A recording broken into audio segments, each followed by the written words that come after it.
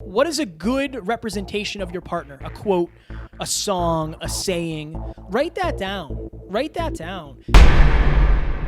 Focus on one relationship. You know what? I'm going to learn to love my own hair. I'm going to learn to love money. Ladies and gentlemen, welcome back to another very special, as always, Next Level University Mastermind. Today, for week number 43, we are going to talk about what we've learned about relationships from our future wives. So Alan and I get a lot of credit when we're on other shows and from our amazing listeners that we have amazing relationships. But at the end of the day, there are women by our sides. And most of what we have accumulated in the arena of relationships is from them. So we wanted to highlight them. I know they've been on their own mastermind, but we wanted to highlight them because without them, we wouldn't have any of the knowledge we have, or at least we wouldn't have any of the knowledge that we're going to talk about today. So it is super important to us that they get the credit that they deserve. As always, put your Instagram handles in the chat, and then feel free to interrupt us at any time with questions. Alan and I are not good at many things, but I do think that when it comes to relationships, that is something that we are actually pretty good at, and our significant others are better. For sure.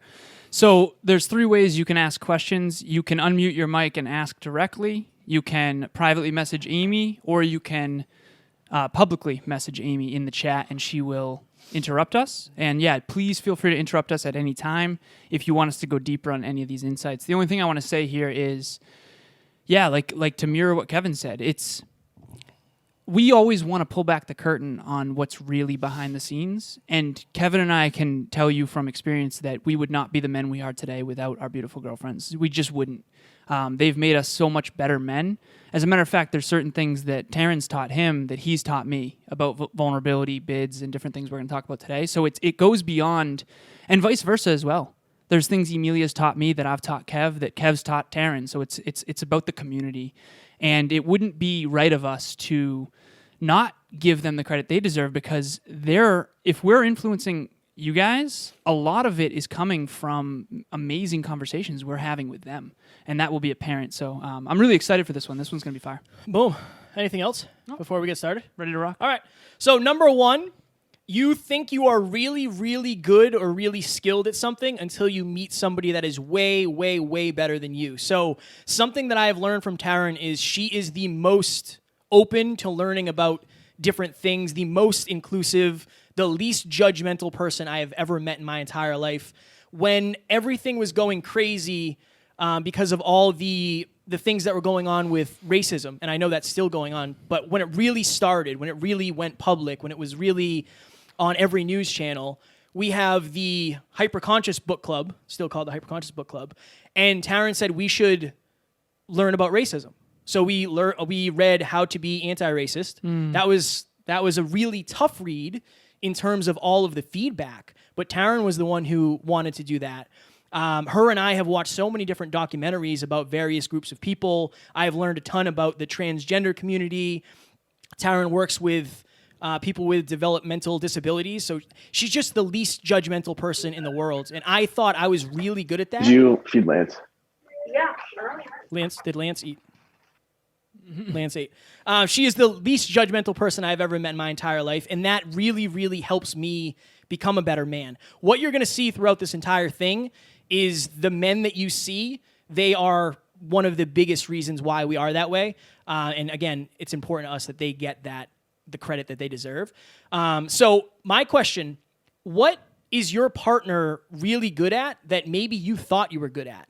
What is your partner feedback for? Taryn was feedback for me of saying like, oh, I thought I was really good. I thought I was really understanding and non-judgmental. And she really, really highlighted that to me. Make sure you're giving credit. Throughout this entire thing, you're going to see us giving credit. Make sure that if you have a significant other, that you're giving them credit and you're letting them know how much of an impact they're having on your life. Because at the end of the day, they might not. And if you're not really good at telling them, we're going to talk about that. But if you're not really good at telling them, I guarantee it's going to make a difference and they're going to really appreciate it. And that's my challenge for you. Yeah, the unexpressed gratitude isn't really gratitude. it's really important, right? Because like I can sit there and think to myself, like, I'm so grateful for X, Y, or Z, but if I don't communicate that to her, she never receives that gratitude. It's one thing to be grateful. It's another thing to express that gratitude to the person you're grateful for. So I think that's a really good thing. The other thing I want to mention here before we move on to number 2, and what's interesting about prepping for this one is that we didn't have enough space on the board. There's so much more that they've taught us. We just picked the best ones. But one of the ones that I wasn't able to actually write on here is wanting to understand rather than wanting to be right. And that actually is a good segue into number 2 here. So I'll never forget the moment that Emilia said, Alan, I'm never going to fight with you. And for me, growing up in the environment that I grew up in, that was like, it didn't click. It was like, wait, what? Like we both have expressed how we want to marry each other. We've both expressed we want to be together forever. We're never going to fight? Like never? To me, that was like unfathomable. And she said, well, Alan, I remember we were in her backyard. It was this past summer. She said, Alan, I'm never going to fight with you because fighting implies that there's right and wrong. And when you're a winner, when you fight, there's no winner. Basically, fighting implies there's a winner. But when you fight, there is no winner. Both parties lose. So the real takeaway here that she got me to realize is that there is no right or wrong. There's just 2 different perspectives. And instead of trying to fight for your perspective, why not try to have a discussion to understand the other person's point of view? Now, you've heard me talk about this before, and it's like imagine that this coffee mug, if you're on screen right now, imagine this side says love, and this side over here says earn free drinks with the Dunkin' app. Okay, if Kevin and I are having a discussion, he can't see that it says love over here. But he can see that there's actually a Dunkin' app. So if he's fighting for his side and saying, there's a Dunkin' app, we can just order online, we don't have to go. And I'm like, this says love, and we're both arguing back and forth. What if we're both we're playing a losing game? Whereas if I want to understand Kevin's perspective sincerely, I can say, yo, what does it say on this side? And he can tell me.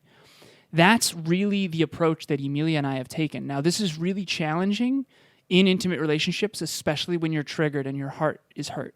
I can tell you that from the moment Emilia and I met to today, we've had some really tough conversations, challenging conversations, but we've never raised our voice. We've never fought.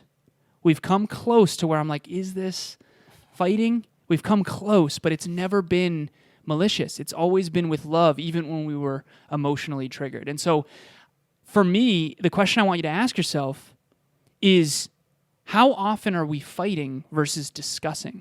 There's a big difference between a fight and a discussion.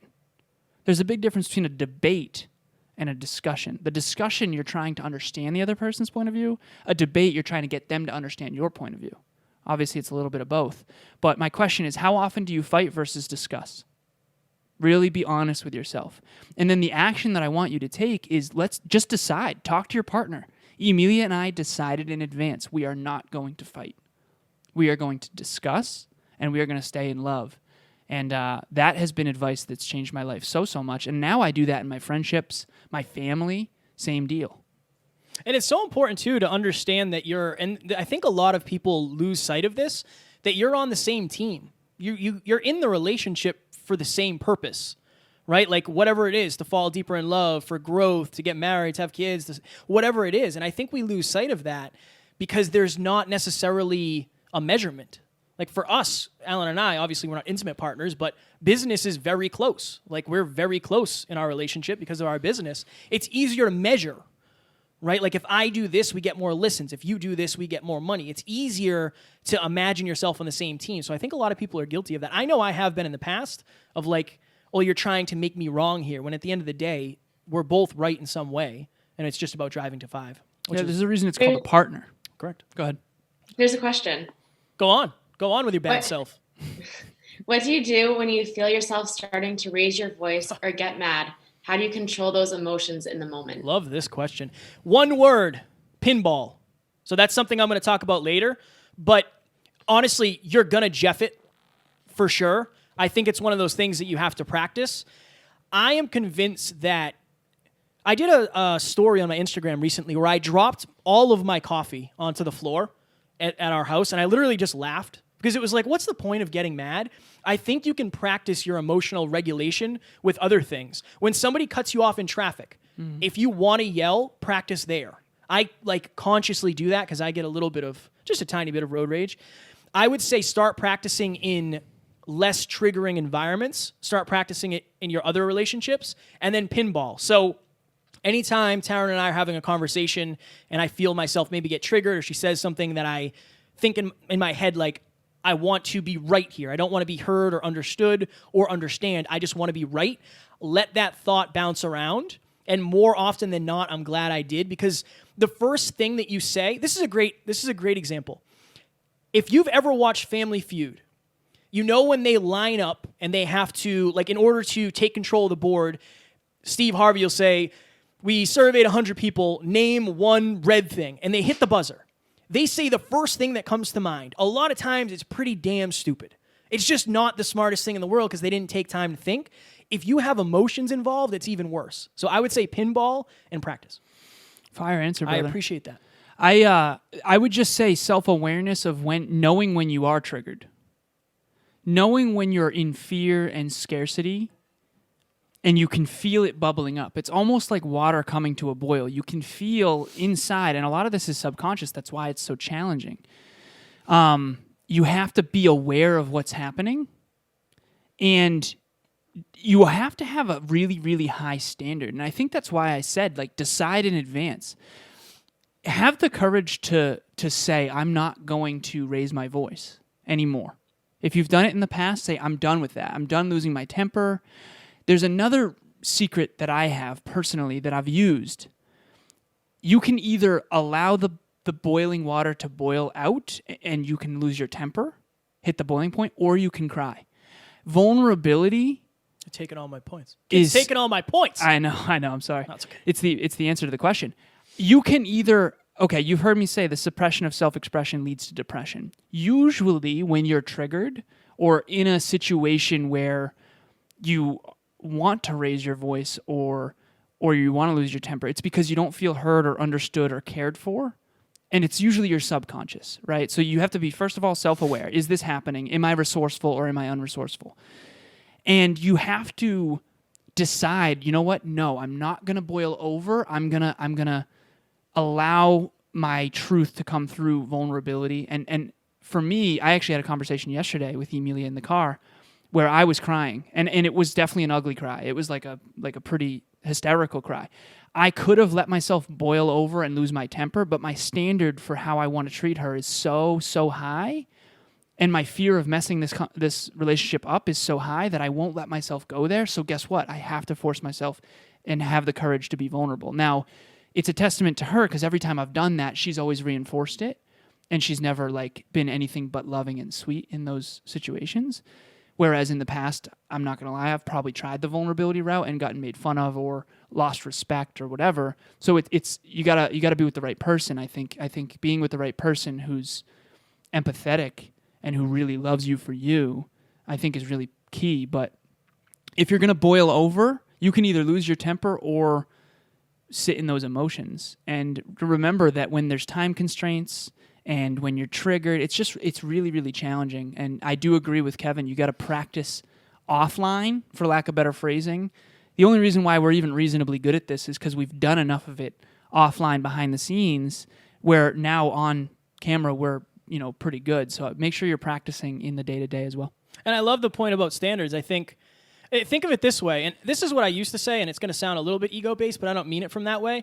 When I started redating Taryn, because we dated in the past and I wasn't a good boyfriend, I told her that I want to make your friends jealous. Now, I don't actually want to make her friends jealous, but I want her to be so proud of our relationship and what we have that other people say, like, oh my God, is that actually real? Like, that's how I'm thinking of things. I'm always trying to be the best man.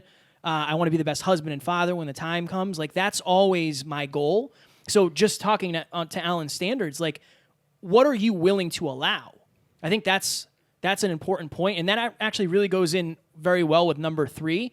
One person's overreaction is another person's trauma or their normal or their fear. Okay, so you guys know me, and you know Alan. When Alan and I start talking, we just kind of go, and sometimes we lose track of time, and sometimes we just jeff the day, and things just go off the rails. So sometimes I'll text Taryn and say, hey, I'm leaving the studio in 5 minutes. And I won't leave for like 45 minutes, and she'll text me, and she'll say, hey, are you okay? And my initial thought was always like, of course I'm fine. Like, yeah, I'm at the studio. But I didn't realize that she has some past trauma.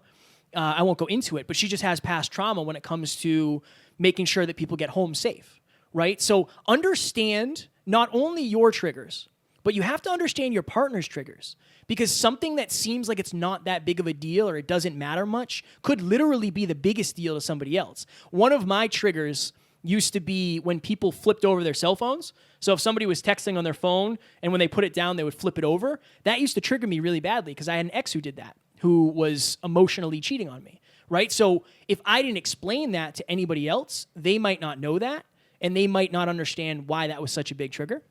So my question to you is, number one, how well do you understand your triggers? Number two, how well do you understand your partners? And how well are you communicating yours to your partner and vice versa? It's very hard to talk about for sure, but I think talking about something with the intention of helping your relationship is always worth it, and that's obviously something we're going to talk about here. But get clear. Like after this call, get clear on your triggers and get clear on your partners, and use that as an opportunity to have a vulnerable conversation, because that's a proactive conversation versus having a reactive conversation in the heat of the moment when emotions are flying. It's a lot easier to start a deep conversation than it is to dive into one when you guys are kind of already in a place. You also got to want to learn each other. I think you have to decide in advance, like, I want to learn about your traumas and your triggers. And that doesn't mean you pressure the other person to tell you everything. Let them come at their own pace, but they have to feel safe. Here's the other thing. Your subconscious has to feel safe. It's not like you're sitting there, and again, in coaching I learned this too. It's like 610 coaching calls in, you start to notice these patterns. It's like the first few calls, there's not a lot of vulnerability because the client doesn't really know you that well yet. Their subconscious doesn't know if it's safe yet. Whereas if they learn over time that they're safe here, they can be safe here, they can talk about their truth here, eventually their subconscious, the waterworks will come out. It's like you have to be willing and able to create a safe space consistently enough to where their subconscious, we've all heard that quote, the walls we build around our hearts to keep out the bad guys also keep out the good ones. You have to melt the ice around people's hearts. We've all gone through so much trauma, especially in intimate relationships. I certainly have. Emilia has. Taryn, Kevin, same deal. You have to let your love melt the ice around their heart, and that's a never-ending journey. I'll never stop learning Emilia like that. I've committed to keep learning her because she evolves, and I think that you have to want to understand your own triggers and your partner's triggers. Otherwise, you'll always kind of say, well, she's crazy or he's crazy or that shouldn't bother you. That shouldn't bother me? I've heard that before. It's like, it does bother me though. I know it shouldn't, but I'm sorry it does, right? So you have to want to understand. I think that's key. It is key. I'm up. I do that often. Number 4. Let me think for a second. Oh, okay. What if you were as afraid to catch a mind virus as you are COVID? Powerful. I learned this from Emilia. So we're in her backyard, and it's Sunday, and we're having tea. And we were talking to her little sister, Ella, and we were basically what Emilia was saying. This was towards the beginning of COVID. What she was saying is, like, can you imagine if people were as concerned about catching a mind virus as much as they were concerned with catching COVID? What does she mean by that? We all know we are the company we keep. Benjamin Franklin talks about how if you lay down with dogs, you come up with fleas, that kind of stuff. You are the sum average of the 5 people you spend the most time with. Now, I'll never forget when I learned this. There's something called a meme that we've all heard of.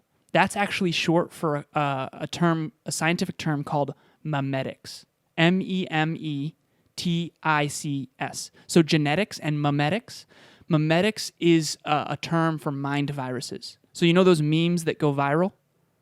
Okay, right now, Kevin and I are selling you ideas.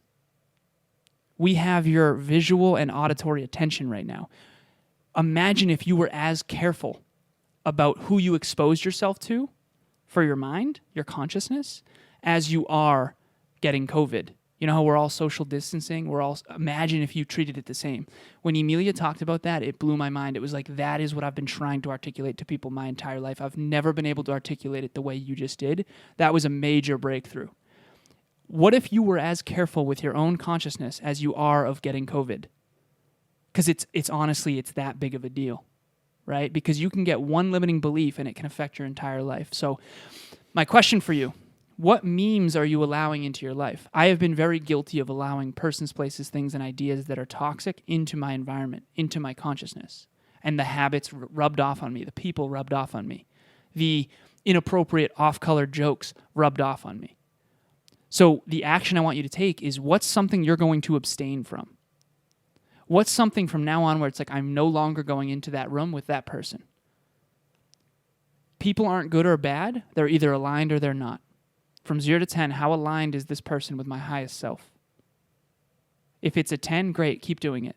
If it's an 8, maybe you can replace it with a 10. If it's a 2, forget it. It's not worth it. Fire. Thank you, brother. Taryn and I we listened to a podcast with Brene Brown, Dax Shepard, and Tim Ferriss. I think I was telling you about this. Mm-hmm. And they were talking about how, yes, you're the sum average of the 5 people you spend the most time with, but you are touched by every person you spend time around, right? So you may only see somebody once a month, but do you find yourself being a different person around that person? You've heard us talk about filters and magnets before. Oh my God, you hear that noise? Mm-hmm. When you go around somebody, you're more than likely going to end up acting in a certain way. Like, your friends know you as a certain person. Maybe your significant other knows you as a certain person. Your family knows you as a different person. Who are you being when you're around different people? Even if it's for a day, like, that does make a change, and it is going to, if you're going from a 10 out of 10 to a 4 out of 10 of alignment, that probably isn't the best for your long-term or your short-term fulfillment. I'm going to give you a quick example of a mind virus. I love that. I heard someone say, there's no money in podcasting. And I remember I got so furious when I heard about that. But imagine if you're around that a lot as a podcaster. That's going to rub off on you. You got to get away from the mind viruses. The people that don't believe in you, the people that have limiting beliefs, the people that don't believe in the future. Got to do it. And I know we have 36 minutes, so let's crank. No, we're good. I think we're right on schedule. We could probably even sing a song if you'd like. Which one? Josie's on a vacation far away. Number 5. One gust of wind can bring down an entire house of cards. So one thing I've always loved about Taryn, and I've always known, again, we dated, just a little story. We dated, oh God, I wish I knew exactly, probably 4 or 5 years ago. I lived in New Hampshire. She lived North Shore, so we met on Plenty of Fish or OkCupid, one of those two. We tried to go bowling. The bowling alley was full. I didn't make reservations. That's why I have a fear of that now. So we went to Dave & Buster's. One thing I knew about Taryn from the very beginning is she was very, very into learning, and she was curious about so many things. And one of the things I learned from her was about bids from John Gottman. So think of it this way. A bid is when you're turning towards your partner. So if I said to Alan, hey man, you look really nice today, Alan's going to turn towards me and open up. Right? Think of that. But if I told Alan, like, hey, you really sucked on that podcast, Alan might turn away. he probably would. I love feedback and pain. But how often, like, think of this. How often are you having positive bids, positive experiences? How often are you saying things and communicating things with your partner is turning towards you? So I took some screenshots so I wouldn't butcher it. I want to make sure I'm giving accurate information. It's really important. Taryn would be proud of me. Otherwise, it would be a negative bid. It would be a negative bid. So when you turn towards bids, the bidder hears, I'm interested in you, I hear you, I understand you, I'm on your side, I'd like to help you, I'd like to be with you, and I accept you. So think of all those things. A negative bid is the opposite of that. When you feel judged, you feel misunderstood, you feel like the person doesn't want to support you, they don't want to help you. Okay, and this is the stat. Happy couples turn towards their partners approximately 20 times more than couples in distress during everyday non-conflict discussions. Newlyweds who were still married 6 years after their wedding had turned towards each other 86% of the time while in the lab. So John Gottman studied people in a lab. Those who were divorced 6 years later, however, had only turned towards each other 33% of the time. Okay? So they can literally study this scientifically on how likely you are to succeed in your relationship. That is something that I am always, always thinking about. think to yourself, what is something that somebody has said to you that you have never forgotten? I can literally think back. I was at a party with Alan, Summerfest, and I was talking to some girls, and one of them said I was short, so she didn't want to talk to me. Like, I will probably never forget that. That's a pretty serious negative bid, right? But Taryn and I have had some amazing times where we've talked about how much we love each other and we've really opened up to one another that I'll never forget either. So you always have to be conscious of this. Like, you can say one thing that can undo years and years of good, loving habits, and I don't think people understand how good of memories people have. Like, you'll remember that for the rest of your life, okay? So the action that I wrote down is something I said earlier, but pinball. I want you to understand that every single one of your interactions can be a positive one if you do it correctly. Now, it could start off as a little bit of a negative one, but you can replace that if you work quickly and you're patient and you're understanding. Again, we're on the same team. If you're dating somebody, if you're married, if you're a parent, you're on the same team. And the result you want is to stay in love, to fall deeper in love. So you have to work as a team. And I think at the end of the day, I don't remember the exact quote, but Taryn and I are shooting for 100 to 1 positive to negative bids. And most of the time we're very, very high. We have our bad days like anybody else, but our bad days are far better than most of the good days in my past relationships. Fire. This is probably the most powerful one on here, honestly. There's two things I want to say. One is the intensity of the bid changes the amount that it changes the ratio, and I'll explain that. So all of us probably remember exactly where we were on September 11th, 2001.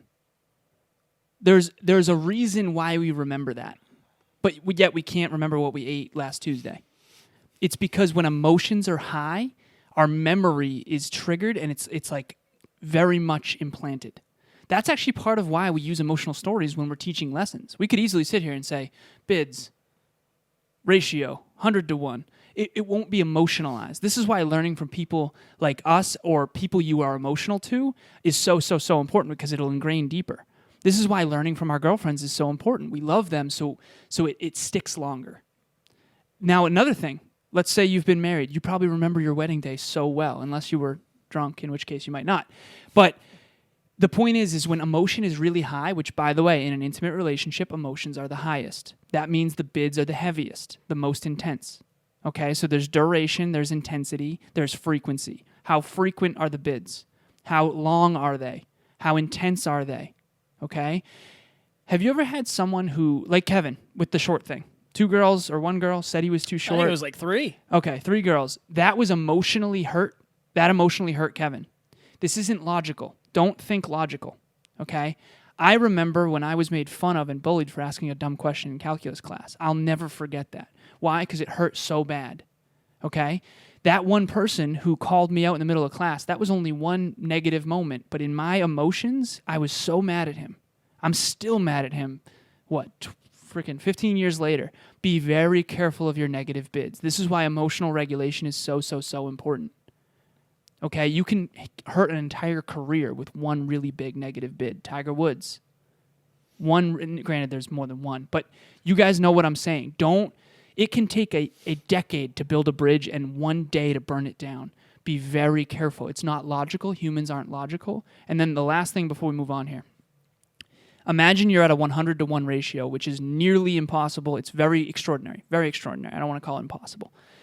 And let's say you have one really big negative bid. That means that you have to get 100 times more positive bids just to get back to even. So it's very hard to sustain high ratios. This is why the divorce rate is so high, especially amongst young couples who don't have good emotional regulation, especially when finances and kids and jobs and careers. Relationships is the hardest arena in the world, I believe. It's also the most rewarding. This is the biggest one on here. Be very careful of your negative bids. You've got to work on yourself. Otherwise, you will hurt those you love unintentionally. And Dr. John Gottman has many books and resources and website and all that happy jazz, so you can look him up. Mm-hmm. You're up again. I'm up again. Yeah. Okay, here we go.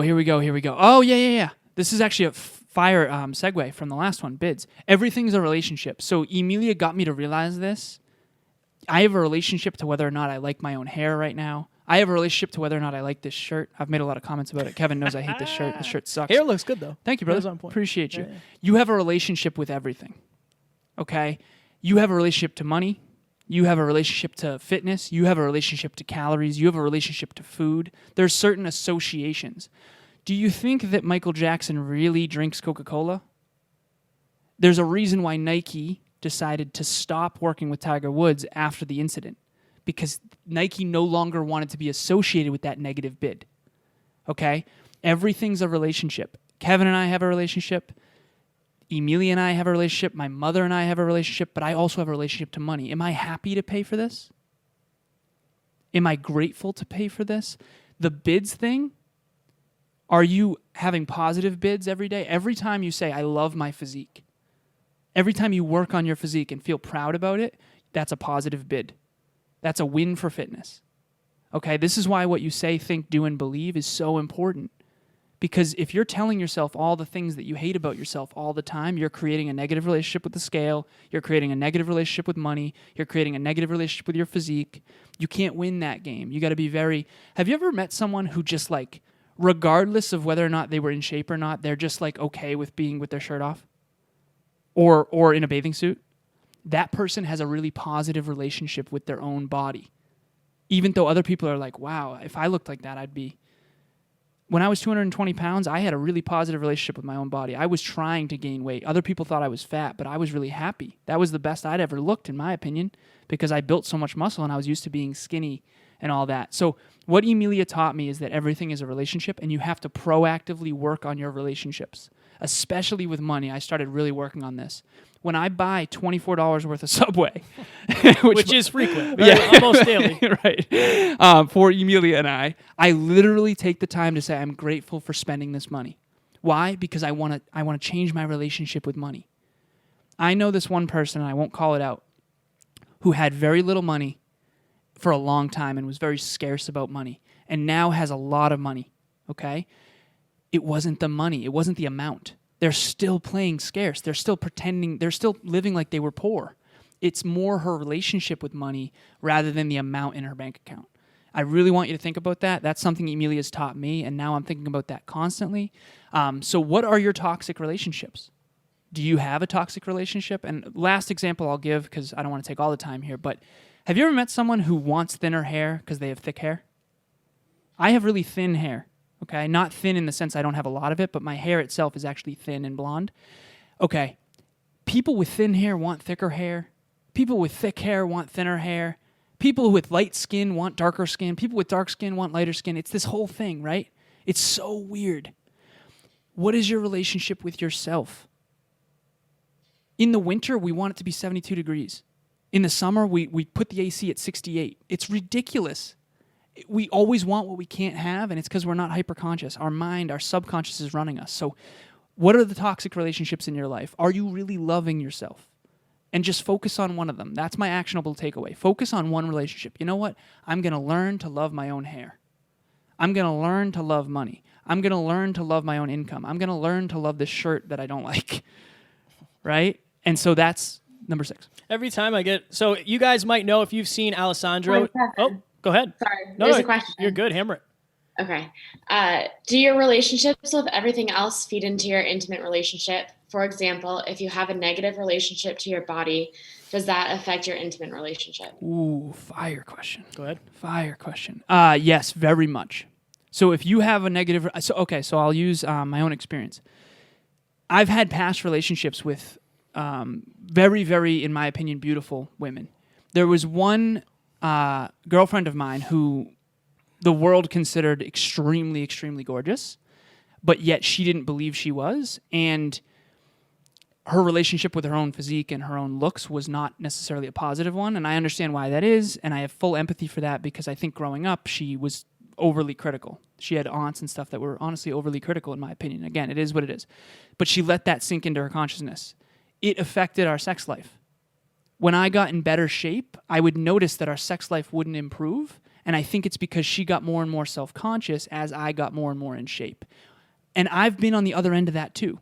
When I wasn't going to the gym and I wasn't into fitness, I've been on the insecure side of that, genuinely. So yes, your relationship to yourself, your relationship to your own physique, your relationship to money, your relationship to trauma, it affects your intimate relationship, honestly, maybe more than anything else. Imagine two people in an intimate relationship where they have a super high amount of self-love and self-respect, and they have a great relationship with their own body and their own hair and their own life, and they're super grateful every day. That relationship's going to be amazing even if there's conflict. Now imagine two people who have everything smooth sailing, no storms, no problems, no challenges, but yet both of them have a terrible relationship with themselves, terrible relationship with their own body, terrible relationship with the way things are, a bad blueprint, so to speak. Of course they're going to have challenges. So it's honestly everything. Whoever asked that question is just, I'm grateful. That actually might have been Emilia if she's here. But if not, just thank you for asking that. Yes, it's everything. It's absolutely everything. I think you answered it. Oh, yeah, I think you answered it. Oh, thank you, man. Numero siete? Siete. Number 7. So motivation is nothing compared to love. I'm going to try not to get emotional. This is what I do. So for me, you guys know I've said this so many times. I won't fail at this, not just because of the mission and you guys and the people I want to inspire, but I promise, Taryn, I would not fail at this. I will succeed at the highest level because there is no other option for me.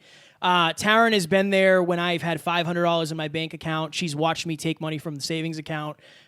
She's just been there for me through everything. And this is hard. This is difficult. This is the hardest thing I've ever done in my entire life. It's also the most worthy thing. It's the most fulfilling thing I've ever done. And her love is all I need. It's the gasoline. It's everything. It's everything to me. Motivation to me doesn't really exist. It's there. I get motivated to do certain things, but and pardon my French, when shit hits the fan, that's where I go. I dig into that. I dig into the house that I want. I don't want her to have to work. I told her that the other day. Like, I want you to want to work if you want to, but I don't want you to have to go do stuff you don't want to do. Like, that's what I'm playing for. At the end of the day, the power of love to me means more than anything. That's probably the greatest lesson. And the beautiful thing about this is that Taryn doesn't expect or want to have lavish things. That's not why she's with me. She's with me because she loves me. And I appreciate that even more because I just want to spoil her. So one of the reasons, the behind the curtain, like the reason you guys see me grinding and working 12 or 16, however many hours it is, that's one of the reasons. Not because she expects it, but I expect that from myself to her. So my question to you is, are you motivated by your partner? Do they motivate you by their example, by the person that they are? She does. And she is everything I need to succeed. And again, we have an amazing team and the best listeners and the best family in the world. But at the end of the day, she is where I go when I need inspiration, when I need motivation, when I'm broke, when I'm down, when it's hard. That's where I go, and that's my home. Super, super powerful. I think that if you're emotionally driven and you're an E, this is powerful for anyone, honestly, because I think at the deepest level, all of us crave love. It is interesting because I agree in the fact that the Y power is so strong. And I can say from experience with Kevin that when he was with the person he was with before Taryn, he wasn't nearly as motivated. I think motivation's a myth too. I think it's crap, honestly. I think Y power matters. I think being afraid to let the person you love most in the world down matters. You'll do more for others than you'll ever do for yourself. And that's what this team is proof of, I think it's really important for you to dig into that. And if there's a burning building with a loved one in it, you're going in. And I know that it's a little different than whether or not you go to the gym that day, but it's not that different. Your loved ones deserve the best version of you. And when you let them down, you're going to have to use that as motivation to get better. I can tell you for sure I've made many mistakes in my life, and I'm not better than anyone else, but I can tell you for damn sure I'm way better than I used to be, and I'll be better tomorrow than I was today, and I'll never stop that journey because, like Kevin said, it's the people that you love most who you're going to need to be there for, and they deserve your best, and you'll do more for them than you will for yourself, especially if you're in this community. Number 8, codependence no more. So I didn't even know what that word meant before Emilia. She's illuminated so much for me, especially in the relationships arena. So I always thought that when you are born and you're a little baby, you are dependent, okay? And you are. And then I thought you go from dependent to independent as a teenager, and that's the rebel phase, right? I had mine for sure. And then eventually you're interdependent. In other words, at the beginning, you're dependent on your family and your caregivers. Then you're independent. I got it all figured out even before you really do. And then eventually you're interdependent, which means like Kevin and I, we're not independent, we're interdependent. He affects me, I affect him. That's called maturity. You have to realize that being independent is not the top form of maturity. It's not. If you think, oh, I'm independent, no. This is an interdependent world of the we. Okay? It's not about me, it's about we. But there's another one that I never learned about until probably 3 or 4 months ago, and it's called codependent. So for those of you who don't know this, I think all of us, to at least some extent, have a codependent relationship with somebody. And if you've ever been really insecure in an intimate relationship and you were afraid to lose them, that's codependence. I think true love is flourishing when you don't need the other person, but you still want them. Emilia and I talk about choosing each other every day. She texted me earlier about thank you so much for being the best man a woman could ever ask for, and something about choosing me every single day. And that's the thing. It's a conscious choice every single day. We don't need each other. We want each other. Okay? If the oxygen in this room goes away, we die.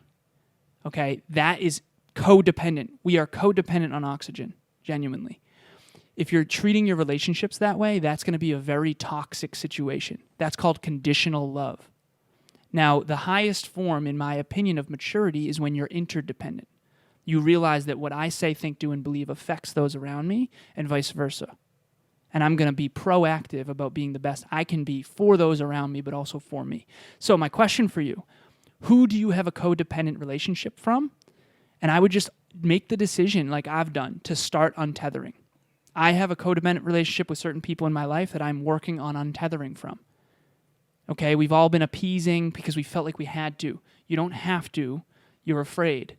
You're afraid to lose love. You're afraid of their overreaction. You're afraid of that courageous conversation. You're scared. I've been there. I'm scared too.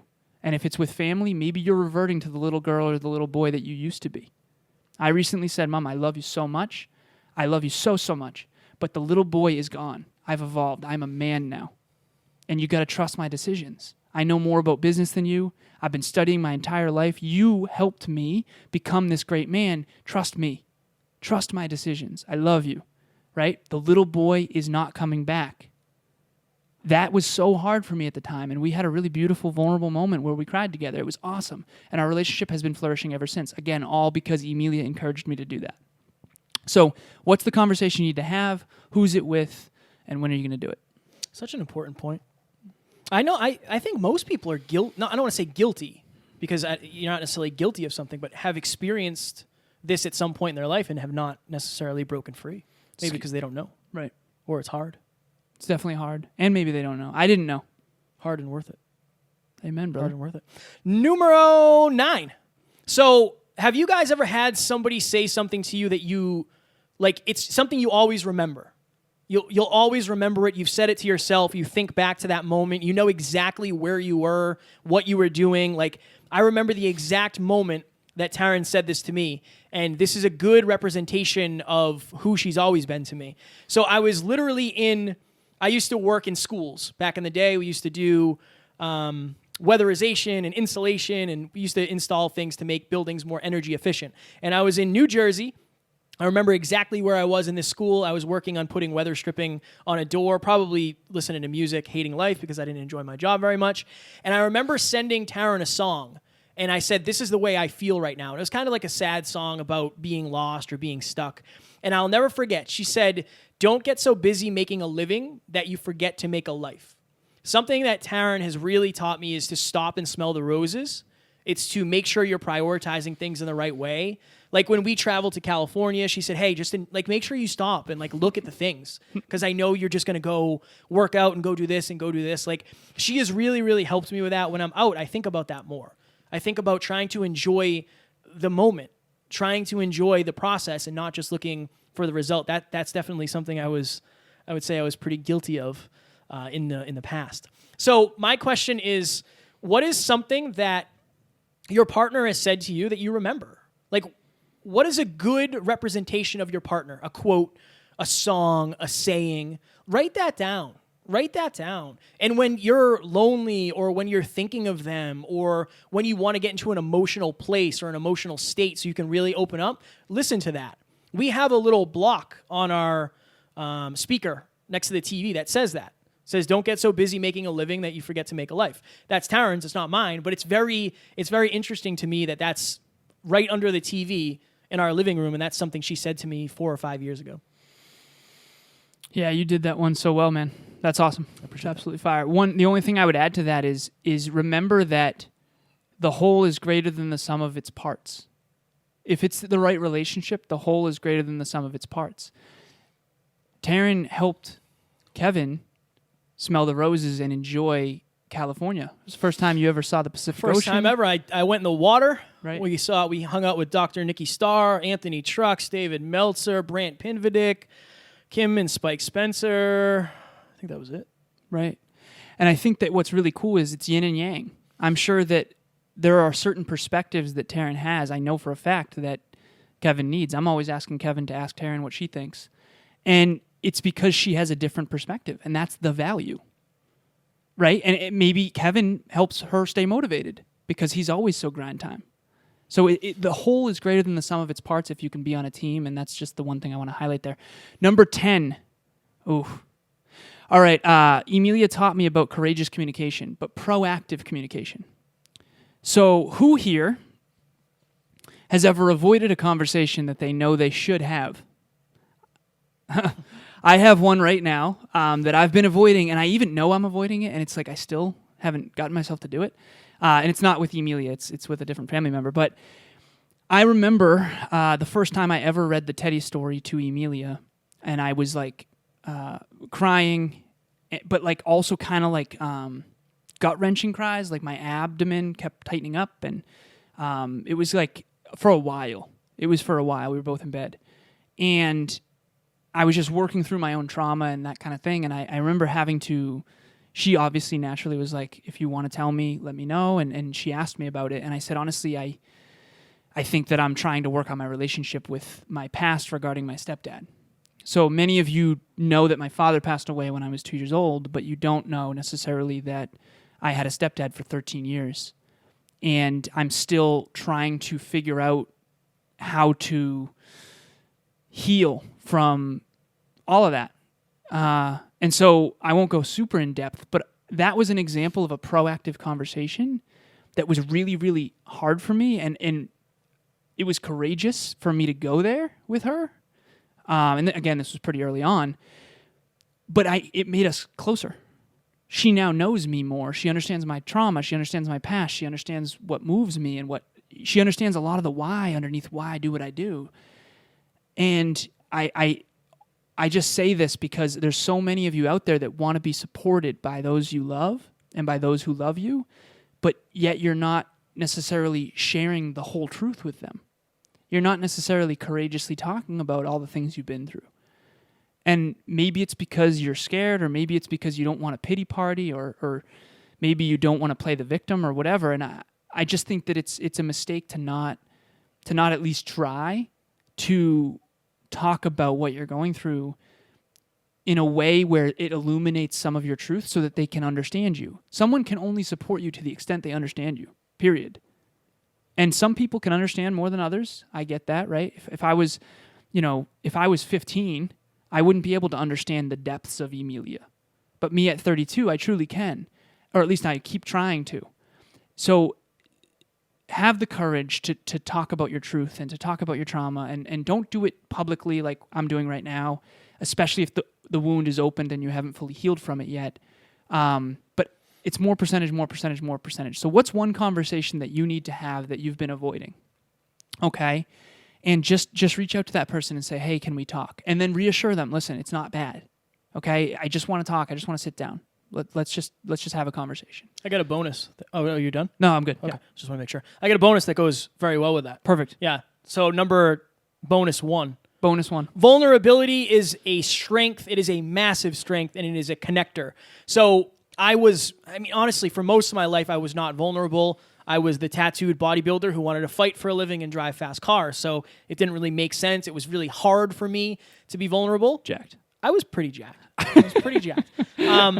But it was hard for me to be vulnerable because I attributed vulnerability, or I connected vulnerability with weakness.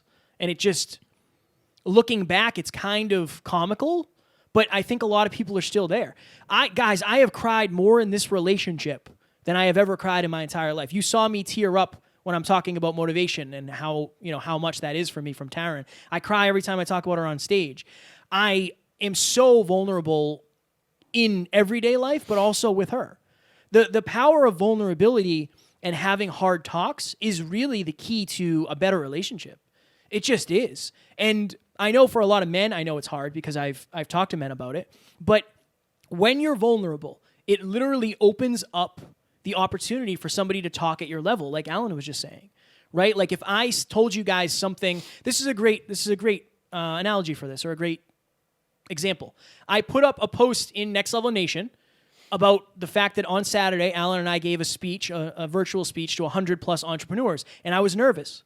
That's a vulnerable thing for me to say. Like I was genuinely nervous, way more nervous than I get for these, because it was just the perceived pressure of talking to 100 people versus 20 or 30 is just a lot more, right? So I was super, super nervous. I posted that vulnerably in the group, and it got a lot of love. Why? Because people understand that.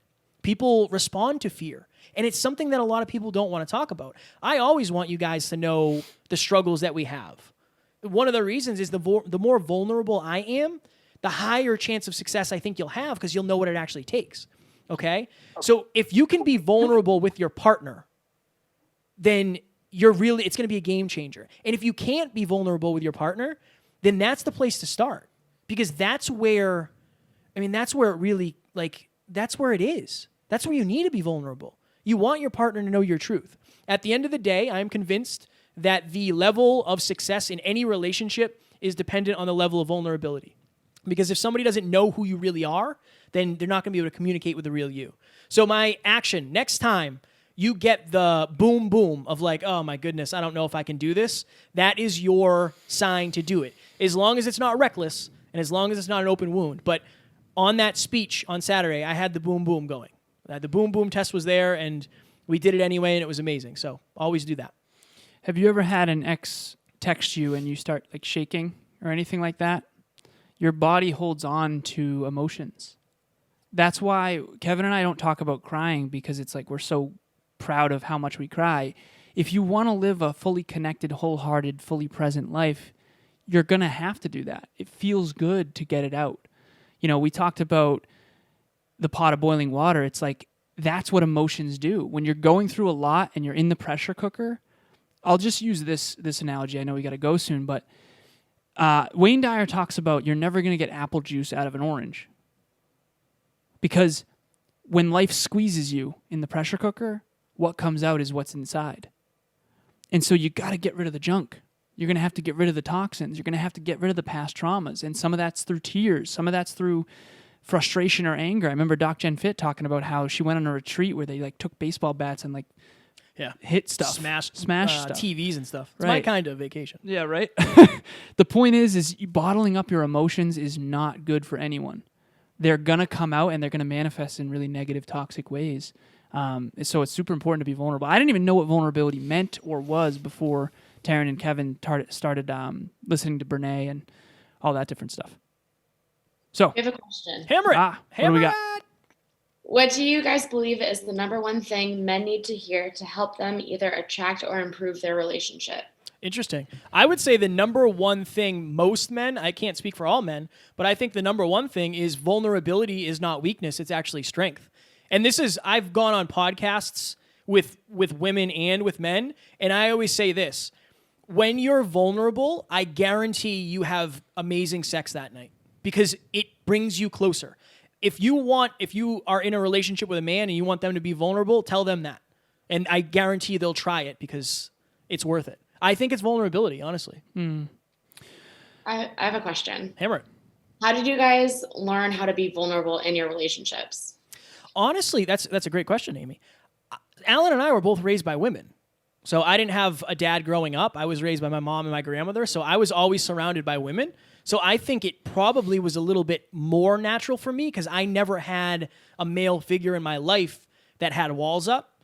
So I think, honestly, I think Taryn helped me tremendously, but I think that I started to get more comfortable and confident in who I was as a man. And when you're confident in who you are, it's a lot easier to speak your truth. Now, there's still times where it's hard for me, but I think it's working on the confidence of yourself, and it's easier to be vulnerable because you're not afraid of the truth. I think that's one of the things. And I think the other one is this: becoming aware of what your truth actually is so you can communicate it. It's hard to be vulnerable when you haven't leaned into it. I'll never forget, and this was a great compliment that Alan gave me, and I'll let you go here. When we were with Tori Aletto in person, I admitted that I had a porn addiction. And Alan was like, I can't believe you did that. And I was like, honestly, I've made peace with the fact that that's something I deal with. And it's not something I struggle with anymore, but it's still something I dealt with. And what if it helps somebody? That's the other thing, too. So I think it's a little different for me, but that's what I would say. Make peace with it, and it's a lot easier to speak about. So there was 2 questions in there, and I'll paraphrase. So the first one, fire, by the way, really good. The first one is, what would I tell a guy in an intimate relationship? I would say, I think that, here's what I'll say. 610 coaching calls later, I've coached men and women, and I don't want this to seem like a men negative. But I will say that I think men tend to struggle more with ego and vulnerability. Maybe it's because I'm a guy too. That's the other thing of but when I coach guys, it's a little frustrating at times because I think they want to believe they know everything. And I know I'm guilty of that too, so I'm not making it wrong. I think humility. I think you need to know when you don't know. You got to have a student's mindset.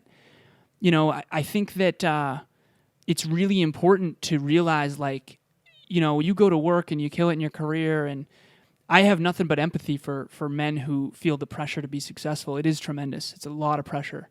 In terms of, I remember Natalie Hodson talking about this, the biggest form of shame for women is body image because our culture just emphasizes it so much. And the biggest, form of shame for men is financial success. And I definitely have felt that pressure my entire life, for sure, of I'm supposed to be super, super successful. And that's great because I want to be, right? But I do think it's a lot of pressure, especially when I'm vulnerable and not winning or whatever. So I think humility. I think if men understood the value of true humility, of wanting to be a student in their relationship, they would be far better off. I know that in relationship talks, Emilia and I are coming up on 16 weeks straight. We did 16 different ones with couples and individuals. And she mentioned several times how humble I've been in our relationship. And it's honestly, I don't really identify with that necessarily, but I really appreciate the compliment. And she literally said to me, she said, Alan, someone who's humble wouldn't identify with being humble. And I think I've just done better at humility in our relationship than maybe in my life, but it's something I work on all the time. So I would tell guys, humble yourself.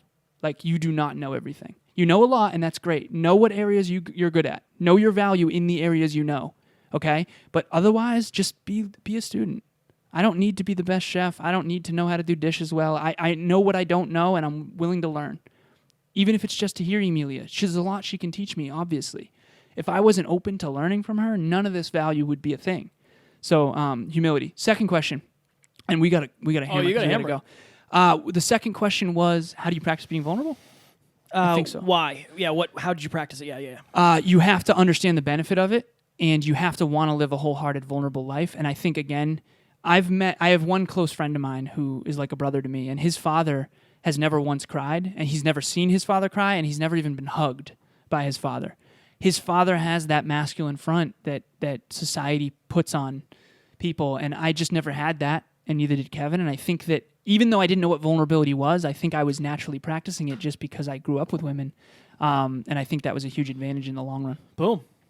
My goodness, right on schedule. Ladies and gentlemen, as always, we love you. We appreciate you. Next week for our live mastermind. Also, I think we want to change the name from Mastermind to something else, something more inviting. So if you have any suggestions, please put them in Next Level Nation. Please. But next week, we are going to be talking about how to level up your self-awareness. At the end of the day, understanding yourself, knowing where you think certain things are a certain way, limiting beliefs, all of that happy jazz. Hyper-conscious. It used to be called that for a reason. So we're going to talk about how to level up your self-awareness next week. We love you. We appreciate you. And as always, we don't have fans. We have family. Talk to you soon. Bye.